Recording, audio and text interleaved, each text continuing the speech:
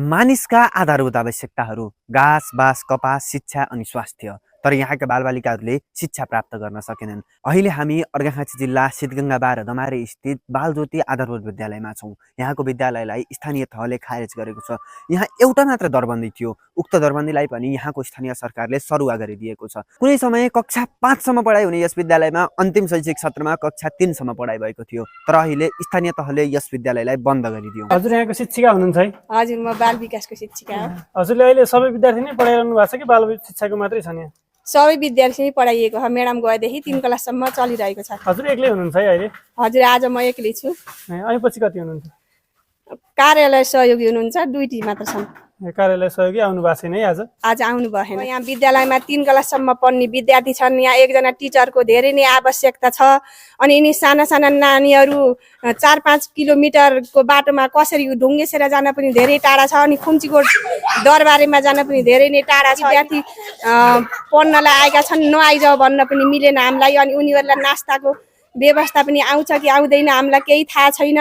2टी मात्र छौँ। अब एकजना हिँड्दा आज कार्य सहयोगी आउनु भएन। मलाई विद्यार्थी 3 क्लाससम्मको पढाउन पर्यो। अनि खाजा नास्ता पनि बनाउनु पर्यो। अनि हिँड्ने स्कुलको कामले पनि हिँड्नु पर्यो। यहाँ धेरै गाह्रो भएको छ। यति स्थानीय निकायले सुन दिएर यिनी बालबच्चाहरूको भविष्यको लागि हेरिदिनु होला भन्न चाहन्छु म। हजुरले यसरी एक्लै नै स्कुल सञ्चालन गर्दै हुनुहुँदो रहेछ। हजुर, अहिले हजुरले कसको मार्फत यो चलाउँदै हुनुहुन्छ? यत्रो विद्यार्थी पढाउनु भएको रहेछ। विद्यार्थीको नि भोलि बिहान केही भयो भने जिम्मेवारी लिनुपर्छ होला। स्कुल बन्द भइसकेपछि त अब यो कसले हेरिदिन्छ त? कसले हेरिदिने भन्न त खोइ। अब एक विद्यार्थीहरू विद्यालय आएका छन्, घर जाउन पढाउन भन्न मिलेन। आएका छन्, उनीहरूको मुख हेरेर बानी गरिदिनु पर्यो हामीले। भोलि बिहान अब यत्रो विद्यार्थीहरू छन्, चोटपटक लाग्ला के लाग्ला होइन? हजुरले व्यक्तिगत रूपमा त त्यो भरपाई गर्न सक्नुहुन्न होला पक्कै? हजुर, अब हजुरको तलबको कुरा पनि छ होला। त्यो हजुरको केही निकायबाट कतै स्थानीयबाट केही भएको छ कि हजुरले यत्तिकै पढाइरहनु भएको छ अहिले? म यत्तिकै हो, केही थाहा छैन। अब म्याडम आउनुहुन्छ होला भन्ने पनि आशा थियो। अब हिजोदेखि त आशा पनि मरिगयो। खोइ केही थाहा छैन। समयसँगै यहाँ विद्यालयका संरचनाहरू थपिए, शौचालय र भवनहरू बने। तर अहिले स्थानीय सरकारले यी संरचनाहरूलाई अलपत्र पार्दै यस विद्यालयलाई खारेज गरेको छ। अब यी संरचनाहरू केवल खण्डहरू भन्ने छन्। स्थानीय तहले यहाँका विद्यार्थीहरूको संख्या पर्याप्त नभएको भन्दै यस विद्यालयलाई खारेज गरेको हो। तर अहिले यो निर्णय विवादमा परेको छ। नयाँ शैक्षिक सत्रमा यहाँ विद्यार्थीहरू भर्ना हुनका लागि पर्याप्त थिए। अन्य जिल्लाबाट बसाइ सरेर आएका स्थानीयहरूले पनि यहाँ विद्यार्थीहरू भर्ना गर्ने भनेका थिए। तर अहिले विद्यालय नै बन्द भएपछि उनीहरू अन्यलमा परेका छन्। हजुर सोलुखुम्बुदेखि यहाँसम्म आइपुग्नु भयो? हजुरहरू आएको कति टाइम भयो यहाँ? पुसमा आएको। पुसमा आउनु भएको थियो। हजुरको कतिवटा बच्चा छ? दुईटा हजुरको बच्चा? हजुरको? मेरो एउटा। कतिमा पढ्दैछन् बच्चा? एकमा पढ्दै हुनुहुन्छ। अनि त्यही कारणले यहाँ स्कुल काट्दिनु भयो क्या। अनि बच्चा त कहाँ लगेर पढाउनु? स्कुल हतान पहिला चाहिँ स्कुल छ सब छ भनेर सोलुखुम्बुदेखि बस सारेर ल्याएपछि हामीलाई स्कुलको सुविस्ता पनि भएन, बाटोको सुविस्ता नै छैन। अनि हाम्रो बच्चाहरू त सानो सानो छ, कहाँ लगेर हिँडेर पढाउने? अनि अस्तिसम्म चाहिँ स्कुल खोल्छ भने अहिले स्कुल काट्दिनु भयो बिचमा आएर। अनि उहाँ कुर्सीमा बसेर विद्यार्थी छैन भन्दै स्कुल काट्न त भएन बच्चाहरू हुँदै। अनि स्कुल त हामीलाई कि सर दिनु पर्यो कि पहिलाकै मिस राखिदिनु पर्छ हामी। अनि अब यहाँ त स्कुल बन्द हुने भइसक्यो। अब हजुरले के सोच्नु भएको छ त अब बच्चाको बारेमा? अब हजुरले के सोचेर आउनु भएको थियो यहाँ? हजुरलाई कसरी ल्याइएको थियो? अब बच्चा भविष्य राम्रो हुन्छ भनेर यहीँ स्कुल राम्रो छ भनेर सोचेर आएको। अब यहाँ स्कुल बन्द हुन थाल्यो। अब हाम्रो यहाँ बच्चा सानो छ, 2-3 घन्टाको सानो बच्चा हिँडेर अर्को ठाउँमा स्कुल नपढाउन सक्दासम्म स्कुल बन्द गर्नुहोस्। स्कुल यही चाहियो। अहिले हजुरलाई यहाँ कस्तो लागिरहेछ त्यो गाउँठाउँ? अहिले ठिकै छ, राम्रै छ, बसोबास पनि राम्रो छ। खेत उब्जनी जे रोपे त्यही हुन्छ। बच्चाहरूलाई चाहिँ स्कुल भएन कि। अनि हामीलाई चाहिँ धेरै जस्तो कि स्कुल र बाटो चाहिन्छ क्या। अहिले अब यहाँ विद्यालय नभइसक्दा फेरिमा हजुरलाई के समस्या छ त? हामीलाई धेरै जस्तो बच्चाहरूको समस्या भएन। अब स्कुल छैन, स्कुल नभएपछि बच्चा कहाँ पढाउने? हजुर। अनि सानो बच्चा हिँड्न सक्दैनन्। अनि अब यहाँ स्कुल बन्द भयो भने हजुरले के सोच्नु भएको छ त? फेरि सोलुखुम्बु फर्किने कि? अब सर नि उतै जाने के गर्ने त? स्कुल नभए त कसरी भन्ने? अब स्कुलै बन्द भयो भने त अनि अब यहाँ त बसाइ पनि भएन। अन्त सर्नु पर्यो, बच्चाको भविष्य सोच्नु पर्यो। बाउ आमाले नपढ्यो भने बच्चाको लागि त सोच्नु पर्यो। बच्चाले पढाएर शिक्षा दीक्षा दिएर केही बन्ला भविष्यमा। उनीहरूको भविष्य त उज्जवल गर्नु पर्यो। यहाँ त त्यसो त भएन। अब स्कुलै बन्द हुन थाल्यो भने त हाम्रो बच्चा लगेर कुन ठाउँमा पढाउनु? यस क्षेत्रदेखि लगभग 5 किलोमिटरको भित्रमा एउटा पनि विद्यालय छैन। अध्ययनको लागि यहाँका बालबालिकाहरूलाई लगभग 5 किलोमिटर टाढा एकदमै अप्ठ्यारो बाटो हुँदै जङ्गलको बाटो जानु पर्दछ र त्यो कठिन यात्रा यहाँका साना नानी बाबुहरूका लागि पक्कै पनि सहज छैन। शिक्षक आन्दोलनमा सरकारले शिक्षकलाई आश्वासन दिए जस्तै स्थानीय तहले यहाँका स्थानीयवासीहरूलाई हामीले एकजना शिक्षक पठाउँछौँ भनेर आश्वासन दिएको छ, तर अहिलेसम्म पठाएको छैन। भाका 3 गतेसम्म राखिएको थियो, तर आज 5 गते हो। अहिलेसम्म पनि स्थानीय तहले यहाँ शिक्षक पठाएको छैन। स्थानीयवासीहरू निराश छन्। यहाँ विद्यालय नभए यहाँदेखि बसाइ सर्ने भनिरहेका छन्। यसो हुँदै गर्दा गाउँ शून्य हुन सक्छ। के यो हाम्रो सिंहदरबारको उपलब्धि यही हो? भएका गाउँहरू पनि बाट्ने? गाउँ गाउँमा सिंहदरबार भनियो, तर गाउँमा सिंहदरबार मात्रै हुने भयो। स्थानीयहरू त विद्यालय नभएर छोडेर जाने भए। शिक्षक नभए यहाँ पढाइ कसरी हुन्छ, कसले पढाउने, अब विद्यार्थी कहाँ जाने, कसले कहाँ लगेर पढाउने, सबै अब सोच्नु पर्ने छ। अब गाउँै छोड्नु पर्ने अवस्था नै हुन सक्छ।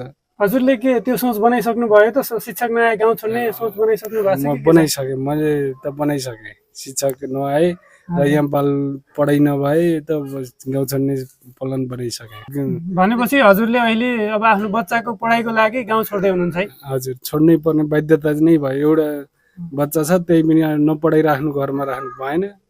पढाउनको लागि त केही विकल्प बनाउनै पर्यो।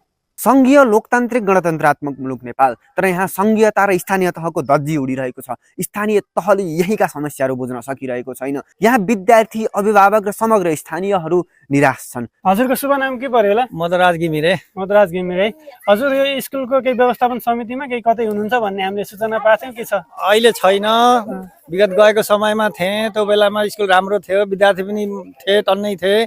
बसाइसराईको लड त्यो बेला अलिक कम थियो। अहिले बसाइसराईको लडले गर्दाखेरि कोही त तलतिर झरे खान्, कोही अहिले गएर स्कुल समायोजक हुनको कारणले गर्दाखेरिमा बाध्यता भएर जाने अवस्थामा पनि छन् अहिले गाउँमा। भनेपछि यहाँको बसाइसरीको मुख्य जड भनेकै विद्यालय हो? विद्यालय हो। विद्यालय अहिलेको समयमा विद्यालय चाहिँ नभएपछि जनता कसरी बस्ने? बस्ने थियौँ, हामीले गर्ने थियौँ। उत्पादन क्षेत्र यस्तो राम्रो ठाउँ छोड्ने थिएनौँ भन्ने मान्छेलाई पनि यहाँ बस्न गाह्रो भइरहेको छ।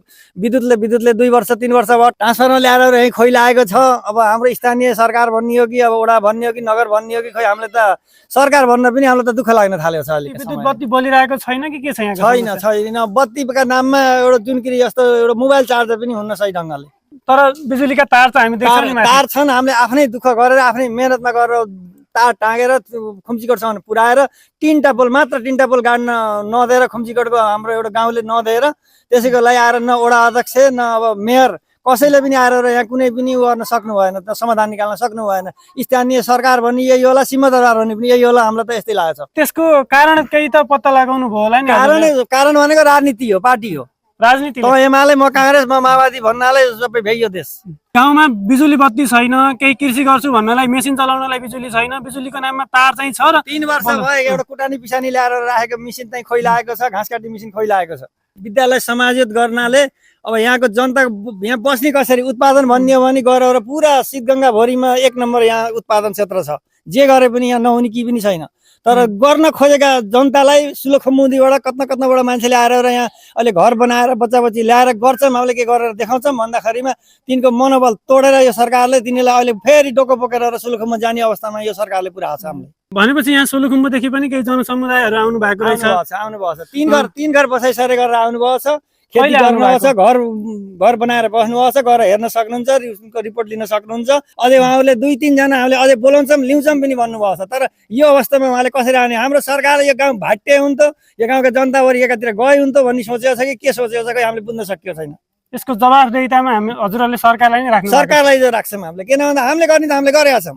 यति बिजुली र स्कुल यहाँबाट नहुनाले गर्दाखेरि यहाँका जनतालाई साह्रै मनमा पुगेको छ र त्यसले कारणले गर्दाखेरिमा अब तराईतिर जाने मन नहुँदै पनि बाध्यताले गरेर गाउँ छोडेर जाने अवस्थामा यहाँको जनता छ। भनिसकेपछि हजुरलाई तराई जाने कुनै पनि मन छैन? छैन।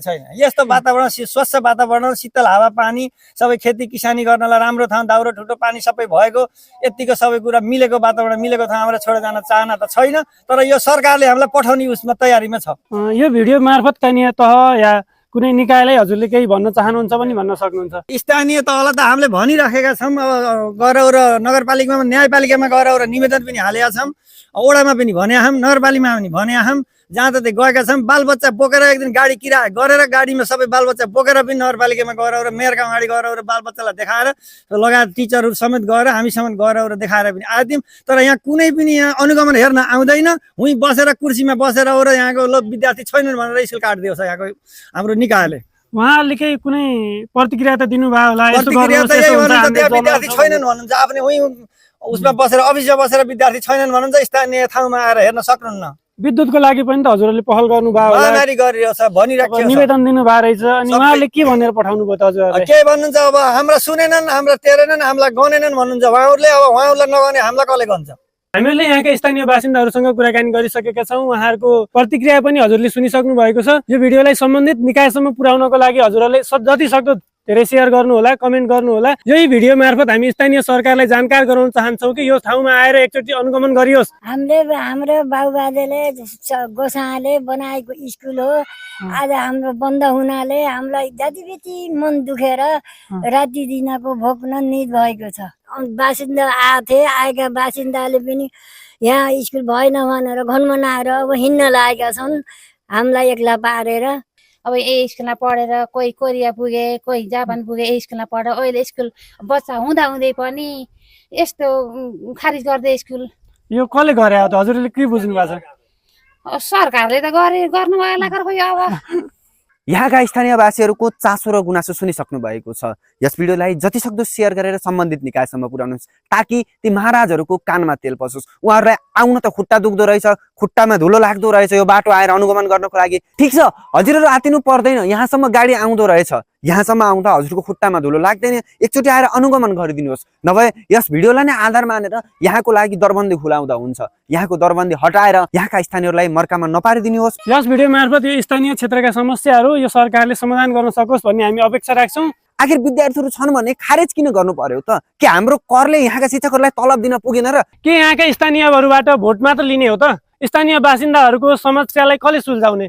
यो स्थानीय सरकार किन मौन छ यसरी? यो विद्यालय त प्रमुख समस्या छँदैछ। अहिलेको बालबालिकाहरूले पढाइबाट वञ्चित हुनु भनेको एकदम ठुलो समस्या। साथसाथै यहाँ कृषि गर्छु भनेर केही विद्युतीय उपकरणहरू चलाउन पनि सकिँदैन। बत्ती बाहेकहरू केही बोल्दो रहेछ। हामीहरूले देखिसक्यौँ यहाँ कुटानी पिसानीको लागि पनि 10-12 किलोमिटर टाढा पुगेर धान गहुँ कुटाएर पिठो पिसाएर ल्याएर खानुपर्ने स्थिति रहेछ। यहाँका स्थानीयहरूलाई अन्न फलाउन धेरै सजिलो छ, तर अन्न फलाइसकेपछि त्यसलाई कुटान पिसान गराएर खान योग्य बनाउनलाई निकै कष्टकर भइरहेको छ। यसलाई स्थानीय सरकारले किन ध्यान दिइरहेको छैन? कि त अब यो स्थानीय सरकारले यो बस्ती नै उठाउनु पर्यो, यसलाई जङ्गल नै बनाउने हो भने स्थानीय सरकारले त्यही किसिमको प्लानिङ गर्नु पर्यो। के यहाँका स्थानीय र हाम्रो आवाजले यो विद्यालय पुनः सञ्चालनमा आउन सक्ला त? हामी निरन्तर पछ्याइरहेनेछौँ यो विषयवस्तुलाई। सनराइज क्रिएसन हेर्दै गर्नुहोला। धन्यवाद।